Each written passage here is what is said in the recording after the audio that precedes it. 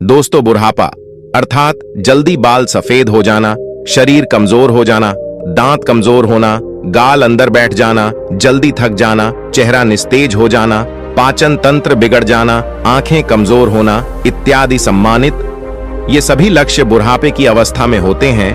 लेकिन अब ऐसा नहीं है। जवानी के दिनों में भी काफी युवा इन बुढ़ापे का शिकार हो जाते हैं। तो आइए इसी बात को हम एक बौद्ध कहानी से समझते हैं। इससे पहले आप इस वीडियो को लाइक करें और अब तक आपने हमारे चैनल को सब्सक्राइब नहीं किया तो प्लीज चैनल को सब्सक्राइब कर ले और बेल नोटिफिकेशन को ऑल पर सिलेक्ट कर दें ताकि हमारी आने वाली वीडियो की सूचना सबसे पहले आपको प्राप्त हो। तो चलिए आज की कहानी को प्रारंभ करते हैं। दोस्तों, एक बार महात्मा बुद्ध एक सम्राट के राज दरबार में जाते हैं और उनसे पूछते ही, राजन बताइए आप लोग की प्रजा कैसी? राजन कहते हैं, हे भगवान, आपने जो उपदेश दिया है इससे हमारी पूरी प्रजा में लोग 60 वर्ष के हैं। उन्हें भी देखने में ऐसा लग रहा है जैसे 20 वर्ष के हो चुके हैं। सबकी ढलती उम्र जैसे रुक गई है, थम गई है। भगवान, सब लोग स्वस्थ हैं। हमारे राज्य में लोग तो बैठकर आराम कर रहे हैं क्योंकि अब किसी को दवा की जरूरत नहीं है। सभी लोग एकदम स्वस्थ हैं। हमारी प्रजा बहुत ही खुश है। दोस्तों, आज की कहानी बहुत ही ज्ञानवर्धक है, इसलिए इस कहानी को अंत तक अवश्य सुनिए। इस कहानी से आप यह जान पाएंगे कि कम उम्र में ही बुढ़ापा क्यों आता है। जैसे कि सभी लोग जानते हैं कि गौतम बुद्ध एक सम्राट भी थे, लेकिन उन्होंने सब कुछ त्याग कर एक सन्यासी का रूप धारण किया था। इसीलिए उन्हें सब पता था हमें क्या खाना चाहिए, हमें कैसी दिनचर्या अपनानी चाहिए। दोस्तों, आज हम महात्मा बुद्ध के 12 महत्वपूर्ण नियम या यह कह लो आज हम पूरे जीवन का रहस्य जानने वाले हैं। इसलिए आप सबसे विनम्र निवेदन है कि पूरी कहानी को ध्यानपूर्वक सुने और इन 12 बातों को सुनकर अपने जीवन में उतार लीजिए। यदि आप इन 12 उपदेशों को अपने जीवन में उतार लेते हैं तो आप अवश्य ही कभी बीमार नहीं होंगे और आपका बुढ़ापा आपको छू भी नहीं पाएगा। दोस्तों, इसे हम एक कहानी के माध्यम से समझते हैं जिससे हर एक बात आपके दिमाग में बैठ जाए और उसे आप जीवन में अपने उतार सके। तो चलिए कहानी को शुरू करते हैं। बहुत समय पहले की बात है। किसी राज्य में भादर सिंह नाम का एक राजा रहता था। राजा बहुत ही दयालु, बहुत दयावान और एक न्यायिक राजा था। उनकी 2 रानियां थीं और दोनों रानियां अति सुंदर थीं। वे रानियां भी उस राजा के स्वभाव पर गईं और वो रानियां भी बहुत ही धार्मिक प्रवृत्ति की थी। राजा इतना न्यायप्रिय था कि उनकी प्रजा कभी भी दुख का सामना ही नहीं करती थी, क्योंकि राजा ने अपने मंत्रिमंडल में 9 ऐसे मंत्रियों का गठन किया था जिनके जिम्मे हर एक विभाग बांटा गया था, जिनको यह कहा गया था कि तुम प्रजा का खान पान का ध्यान रखो।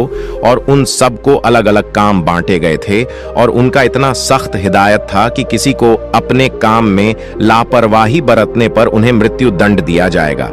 इसलिए उनके समूह में मंत्रिमंडल के जो मंत्री थे वे बहुत ही ईमानदारी से काम करते थे और राजा को जब भी कोई न्याय करना होता था तो कभी भी वह किसी के साथ एक पक्षी न्याय नहीं करते थे। वह दोनों पक्ष के एक एक समस्याओं को बहुत ही बारीकी से समझते थे। दोनों के मुद्दों पर ध्यान देकर वहीं पर निष्पक्ष फैसला सुनाते थे। इस तरह से राजा के पूरे राज्य की प्रजा बहुत ही सूखी और राजा हर हफ्ते राज्य का एक चक्कर लगाते थे और पूरे राज्य के जीतने लोग भी थे। उन सबको सभा में बुलाया जाता था। किसके घर में कितना अनाज हो रहा है, किसके घर में खाने के लिए है कि नहीं, इस प्रकार राजा की व्यवस्था होती थी। इसलिए उनकी प्रजा सुखी जीवन व्यतीत कर रही थी। उनका राज्य बहुत अच्छे से चल रहा था। सारी प्रजा सुखी थी और इसी सुख की वजह से हमेशा प्रजा राजा का गुणगान करती थी। ऐसे ही एक दिन सभा चल रही थी। तभी उस सभा में एक किसान और उसकी पत्नी आते हैं और कहते हैं, महाराज, आज हमारे पास एक बहुत बड़ी समस्या है। कृपया आप हमारी समस्या का समाधान करें। राजन बोले, बताइए क्या बात है। किसान कहता है कि मेरे 2 बेटे हैं और अभी उनकी उम्र बहुत कम, अभी से ही उनकी उम्र ज्यादा से ज्यादा 26 से 28 साल की होगी, लेकिन वह देखने में ऐसे लग रहे हैं जैसे उनकी उम्र 60 वर्ष की हो चुकी है। उनके सिर से बाल झड़ते जा रहे हैं, उनका पेट निकलता जा रहा है, वे बहुत आलसी हो गए हैं, कोई भी काम नहीं करते हैं। हमने इधर उधर से बहुत दवाइयां करवाई लेकिन कोई फायदा नहीं हुआ।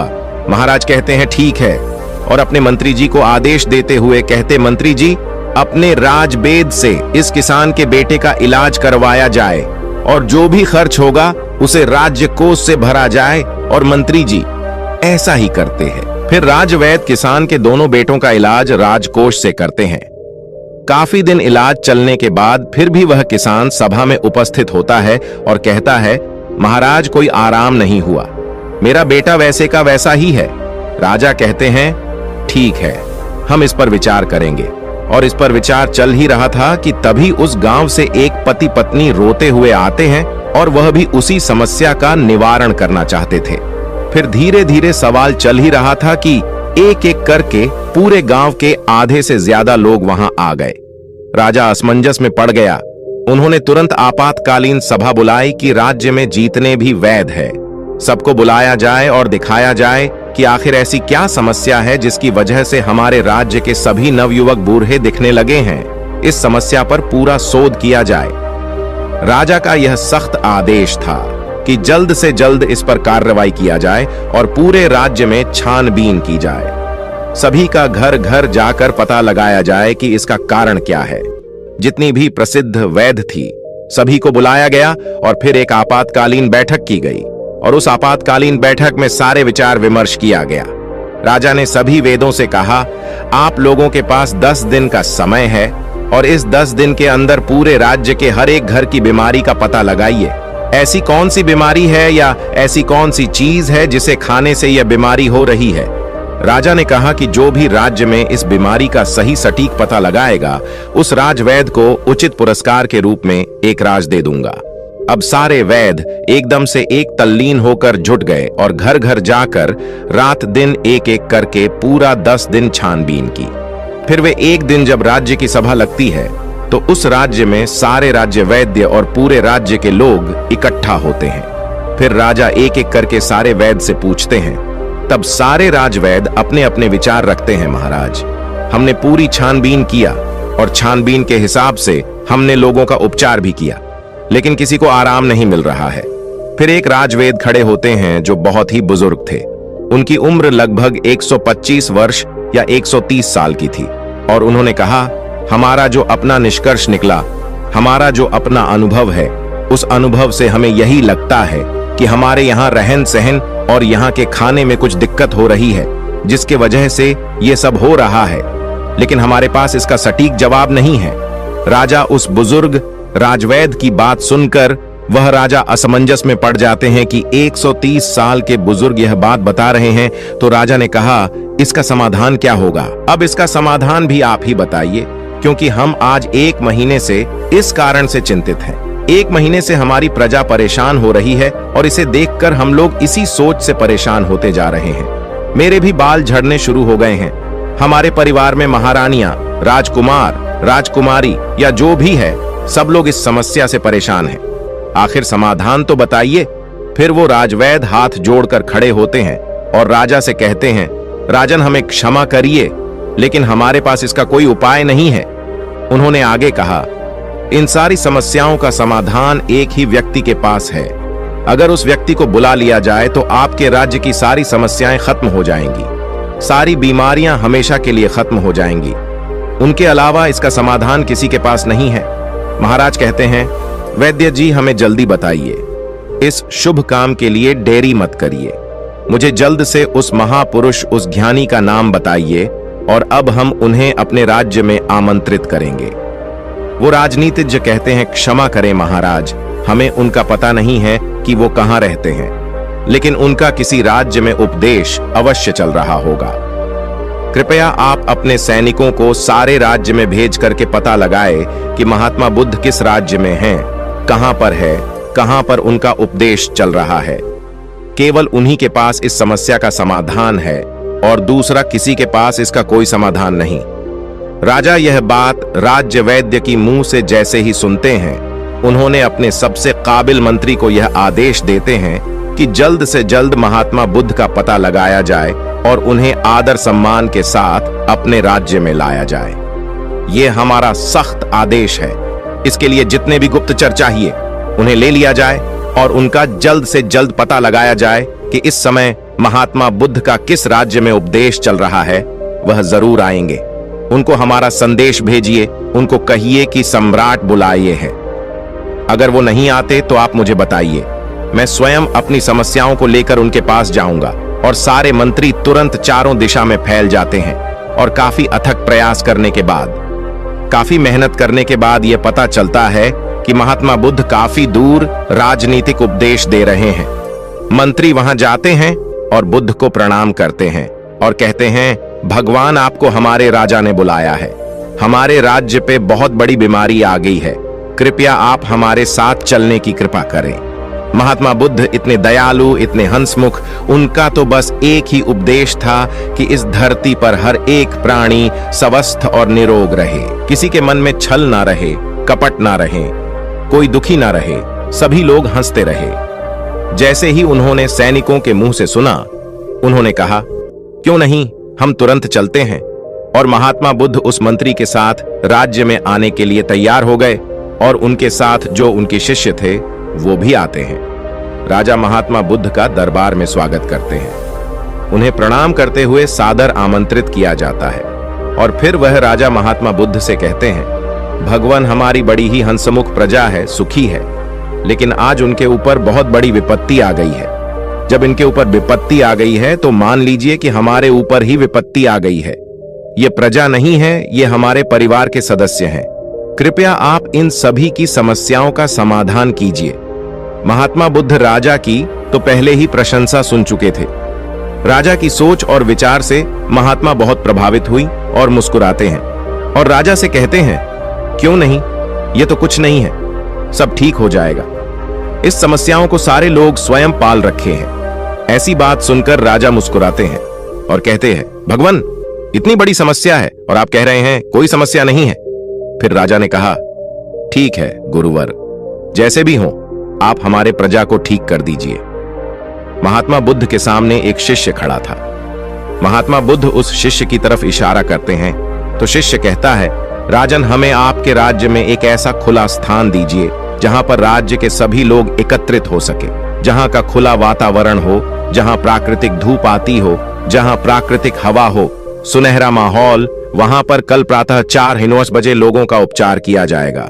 लेकिन लोगों को उपचार देने से पहले आप अपने राज्य में ऐसा आदेश लागू कर दीजिए, उस स्थान पर आपके पूरे राज्य के सभी लोग और आप खुद भी उस स्थान पर उपस्थित हों। सभी लोगों को कल से उपदेश देना शुरू हो जाएगा और यह उपदेश 12 दिन तक चलेगा। 12 दिन एक एक करके उपदेश दिया जाएगा और इन 12 दिनों में आपकी पूरी प्रजा स्वस्थ हो जाएगी। राजा शिष्य के मुंह से यह बात सुनकर बड़े खुश होते हैं। सिर्फ 12 दिन में राजा कहते हैं, ठीक है, जो भी खर्च आएगा वो सारे हमारे राजकोष से दिया जाएगा। फिर वो शिष्य कहता है, कोई खर्चा नहीं आएगा महाराज, आप निश्चिंत रहिए। आप सिर्फ अपनी प्रजा से यह सख्त आदेश करवा दीजिए कि 4 बजे वहां उठकर नहीं आएंगे, उसे दंड दिया जाएगा। राजा यह आदेश लागू कर दिए और बोले, कल सुबह सबको वहां आना है। राजा ने एक बहुत बढ़िया सा स्थान निर्धारित किया और कहा कि कल पूरी प्रजा उसी स्थान पर आएगी, हम भी आएंगे और वहां पर महात्मा बुद्ध के विचार सुनेंगे और जैसे जैसे महात्मा बुद्ध कहेंगे उनका पालन किया जाएगा और हमारे सारे गुप्तचर सबके घरों पर निगरानी रखेंगे। जो भी उपदेश का पालन नहीं करेगा उसे सभा में दंडित किया जाएगा। यह सारी बातें घोषित करने के बाद पूरे प्रजा राजा को प्रणाम करती हैं और कहते हैं, नहीं महाराज, हम सभी लोग वहां उपस्थित अवश्य होंगे। महात्मा बुद्ध को सभी लोग प्रणाम करते हैं और वहां से चले जाते हैं। उस दिन की सभा वहां पर स्थगित कर दी गई और अगले दिन महात्मा बुद्ध का प्रवचन होने वाला ही था। सबके सब 4 बजे महात्मा बुद्ध का प्रवचन सुनने के लिए पहुंच जाते हैं। फिर महात्मा बुद्ध सभा में अपने शिष्य को इशारा करते हुए कहते हैं कि लोगों को बताओ। उनका शिष्य अपने स्थान पर से खड़ा होता है और कहता है, कल से पूरे राज्य के लोग सुबह 4 बजे ब्रह्म मुहूर्त जब शुरू होगा उसी समय उठने के बाद 2 से 3 गिलास गुनगुना पानी करना है और उस गुनगुने पानी को मिट्टी के बर्तन में घूंट घूंट करके पीना है। जो इसका अनुसरण नहीं करेगा उसे आराम नहीं होगा। यह महात्मा बुद्ध का पहला उपदेश था। इस पहला उपदेश का पालन करना है और कल दूसरा उपदेश दिया जाएगा। कल इस उपदेश का सभी लोग पालन करके आएंगे और सभा वहीं पर समाप्त होती है। फिर अगले दिन सभी लोग समय से वहां उपस्थित हो जाते हैं। सभी लोगों से महात्मा बुद्ध किसी से पूछते हैं कि क्या हुआ, कितने लोग पालन किए। सभी लोगों ने हाथ उठाया और सभी लोगों ने कहा, हमने इसका पालन किया है और आज हमें बहुत आराम मिला है। हमारा पेट बहुत अच्छे से साफ हुआ, शरीर बिल्कुल हल्का हल्का लग रहा है और हम बिल्कुल स्वस्थ लग रहे हैं। फिर महात्मा बुद्ध शिष्य से कहते हैं, तब शिष्य कहता है, अब दूसरा उपदेश यह है कि सबको टहलने चलना है और चलना कितना है, 2 से 3 किलोमीटर। उसमें जो बच्चे हैं, नौजवान हैं, वह दौड़ेंगे और जो सामान्य लोग हैं, जो 40 से 50 की उम्र की हैं, वह तेज चलेंगे और वे 1 सेकंड में 1 कदम 1 मिनट में 60 कदम चलेंगे और दौड़ सकेंगे तो दौड़ेंगे। बहुत तेजी से नहीं दौड़ना है, बस अपनी क्षमता के अनुसार 2 से 3 किलोमीटर तक ही चलना है। वह दूसरे दिन का उपदेश था। अगले दिन फिर से सभा शुरू होती है, फिर से सभा लगती है। फिर से सभा में वह पूछता है सभी लोगों से, आप लोगों ने पहले 2 दिन का पालन किया? सभी लोगों ने अपने हाथ उठाकर सहमति जताई। शिष्य पूछता है कि आप लोगों को कैसा लग रहा है? तब वे कहते हैं, गुरुवर, हमको कोई बीमारी नहीं है, ऐसा लग रहा है। फिर से शिष्य कहता है, अब सब लोग योग करें, प्राणायाम अपने हिसाब से सभी लोग प्राणायाम, जिसमें अनुलोम विलोम शामिल होगा। अनुलोम विलोम कैसे किया जाता है? अनुलोम विलोम कैसे किया जाता है? सूर्य प्राणायाम कैसे किया जाता है? यह सब उस शिष्य ने सभी को बताया और कहा, सभी लोग को कम से कम 30 मिनट से लेकर 45 मिनट तक इसे रोजाना करना है। और उस दिन की सभा भी समाप्त हो गई। अगले दिन फिर सभा लगी और उस सभा में सारे लोग उपस्थित हुए और उस उपस्थिति के बाद सबसे दिनचर्या पूछी जाती है, किसने कितना अनुसरण किया? सबने कहा, अब तो हमको ऐसा लग रहा है, हमको जैसे कोई बीमारी ही नहीं है, कोई अलार्म नहीं लगाना पड़ता, हमें जगाना ही नहीं पड़ता। 4 बजे अपने आप हमारी आंखें खुल जाती हैं। यह सुनकर महाराज बहुत खुश हुए। इतना बड़ा चमत्कार, बिना किसी पैसे की हमारी प्रजाएं ठीक हो रही है। राजा तुरंत खुश होकर महात्मा बुद्ध को प्रणाम करते हैं और उनसे कहते हैं, आप हमारे ही राज्य में रहिए, भगवान यहां से मत जाइए। महात्मा बुद्ध मुस्कुराते हैं क्योंकि उनका तो काम ही है हमेशा हंसते रहना, क्योंकि वो चिंता नहीं करते थे। फिर वो कहते हैं, अब सभी लोग प्राणायाम, योग सब कुछ जान गए हो। अब सब लोग को अगले काम जो करना है वो ये है कि सभी लोगों को 300 ग्राम सेव खाने हैं। इससे ज्यादा भी खा सकते हैं लेकिन कम नहीं। उसके बाद सभी लोग अपना अपना काम करेंगे और उस दिन का भी ज्ञान समाप्त हुआ। सभा निष्कासित हुई। फिर अगले दिन सभी लोग आते हैं और सबसे पूछा जाता है कि किसको कितना आराम हुआ। सभी लोग कहते हैं, हम तो पूर्ण रूपेण ठीक हो गए। फिर से शिष्य कहता है, नहीं, अभी तो बाकी है, अभी तो आधा नियम और करना है। जब आप पूरे नियम का अनुसरण कर लोगे तब आपको कोई बीमारी नहीं आएगी, बुढ़ापा छूमंतर हो जाएगा, बुढ़ापा पास भी नहीं आएगा, मर्दाना ताकत बरकरार रहेगा, हमारे महात्मा बुद्ध की तरह चेहरे पर चमक बनी रहेगी। फिर वे कहते हैं, अगला उपदेश क्या है ये सुनिए, कल से सुबह 7-8 बजे तक सबको सेव खा लेना। फिर वो शिष्य अगला उपदेश सुनाते हुए कहते हैं, मान लीजिए सबने 7-8 बजे तक सेब खा लिया। उसके बाद 2-2.5 घंटे बाद सबको अपना पेट भर खाना खाना है, रोज का जैसे खाते हैं। और खाना खाने के बाद क्या करना है, अब वह सुन लीजिए। खाना खाने के बाद सबको रोटी खाना है, मल्टीग्रेन रोटी यानी कि मिक्स रोटी। वो कहते हैं कि उसमें गेहूं नहीं होगी, गेहूं अच्छी चीज नहीं है, उसमें बाजरा, मक्का, चना, इन 3 चीजों की सबको रोटी बनाना है और सबकी थाली में इसकी रोटी होगी और 1-1 कटोरी दाल होगी, उसमें देसी घी और 1 कटोरी मिक्स सब्जी का साग होगा। वह सीजन के हिसाब से होगा। सीजन वाली सब्जी अच्छी होती है, वही खाने योग्य होती है। बिना सीजन वाली सब्जी नहीं खाना है। बिना सीजन वाली सब्जी स्टोर रूम में स्टोर की हुई रहती है, जो कि काफी दिनों से रखी होती है। और खाना खाने के 30 मिनट बाद सभी को 1-1 कटोरी दही खाना है। यदि खाने में आप यह भी शामिल करते हैं तो जब आपका खाना खाने के आधा घंटे बाद दही में गुड़ डालकर खाएंगे तो आपका खाना बड़ी आसानी से बच जाएगा। फिर से शिष्य ने कहा, यह आज का उपदेश था, समाप्त हुआ और कल सभी लोग इसका अनुसरण करके आएंगे और सब लोग खुशी खुशी अपने घर को जाते हैं। जैसे उपदेश से बताया गया था ठीक उसी प्रकार सभी लोग उसका पालन करते हैं। फिर अगले दिन की सभा होती है और सारे लोग सभा में उपस्थित होते हैं। सबसे पूछा जाता है कि किसको कितना आराम हुआ। तब लोग कहते हैं, भगवान हमको तो कुछ बीमारी ही नहीं है, हम तो पूर्ण रूप से ठीक हो गए, हमको तो लगता ही नहीं है कि हम कभी बीमार हुए थे। महाराज और खुश हो गए। वह कहते हैं, यह तो खाना ही खाने से सब लोग ठीक हो गए, खाने से सबकी बीमारियां ठीक हो गईं। धीरे धीरे लग रहा था जैसे कि सबका मोटापा भी अपने आप चला गया। फिर वो कहता है, रुकिए, अभी तो कुछ और बाकी है, आगे का सुनिए। सबसे पहले वो शिष्य बताता है कि आप लोग यह भी ध्यान रखें कि खाना और पीना दोनों एक साथ ना करिए। जैसे खाना निगलते वक्त आपको दिक्कत हो रही है, थोड़ा सा एक घूंट पानी बीच में पी सकते हैं, परंतु इकट्ठा पानी एक गिलास नहीं पीना है। खाना खाने के 1 घंटे बाद ही पूरी तरह से आप जितना चाहे पानी पी सकते हैं। अब जैसे सब लोगों ने 10 या 11 बजे तक खाना खा लिया, अब सबको भूख पुनः लगेगी तो 4 या 5 बजे आप सबको एक प्लेट सलाद लेनी है और सबको सलाद अपने वजन के हिसाब से लेना है। जैसे 50 किलो का वजन है तो उसको परसेंट के हिसाब से लेना है। जैसे 60 किलो है तो 300 ग्राम, किसी का 70 किलो है तो 350 ग्राम, किसी का 80 किलो वजन है तो 400 ग्राम सलाद अवश्य लें। उस सलाद में क्या होगा? सलाद में होगा गाजर, चुकंदर, मूली, टमाटर और 1 टुकड़ा अदरक होगा।